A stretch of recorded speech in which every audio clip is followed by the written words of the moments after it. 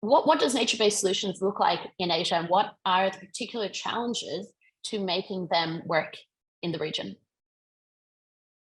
Yeah, and thanks, Chloe, and thanks, Michael, for the presentation. Yeah, and it's been a long time in Asia, 20 years.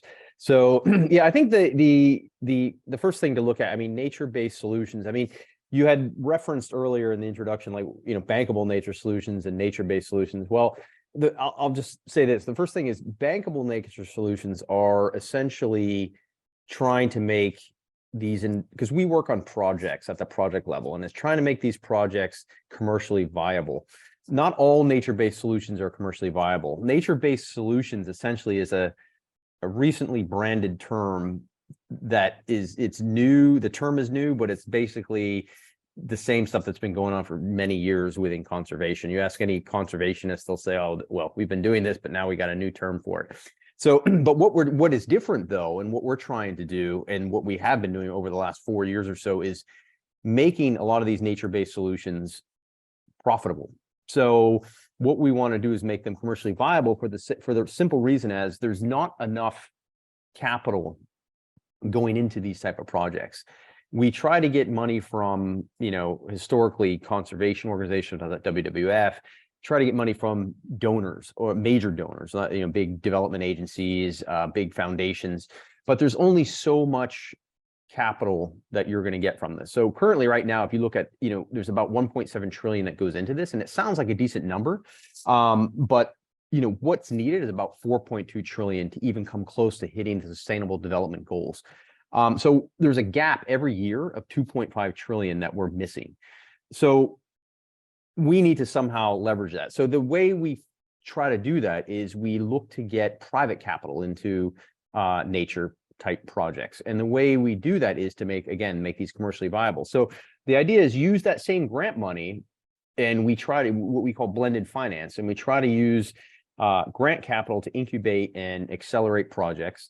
And then at the same time, they have to be scalable enough where they will attract the private sector investment. So there's basically three things that we need from any of these type of projects. One is to have, first of all, it has to have strong environmental impact and social as well, social environmental impact.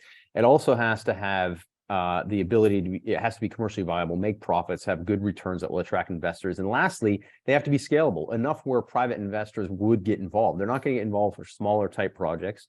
They want to go after large projects. So that's what we have to do. And then they may start off small, but they have to have the vision to get very large. So that's what we need to do. And the other important thing is a thing we need to do, and all these projects that we do, we need to involve and work with the private sector. Not just on the investment side, but on the industry side. So we have to work with projects on the ground and involve the private sector, because they are super important to what we do, because they're active in almost everywhere that we deal with. Companies, whether in this case food, they're dependent on the areas that we work for, the natural resources for its operations, and they're also linked to the pressures and risks that you find in these particular areas that we would work in.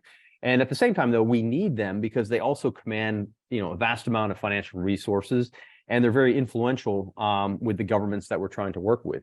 So we need all of that to come together to make this whole thing work. So the big difference is at the end of the day is that we need or nature-based solutions are basically commercially or bankable nature solutions, what we called at WWF, are basically commercially viable nature-based solutions. Now, the biggest obstacle that we find, though, is getting these things off the ground. Now, you hear all these massive announcements about all this money being channeled into, or someone wants to put money into different projects here and there. But the problem is there's no projects.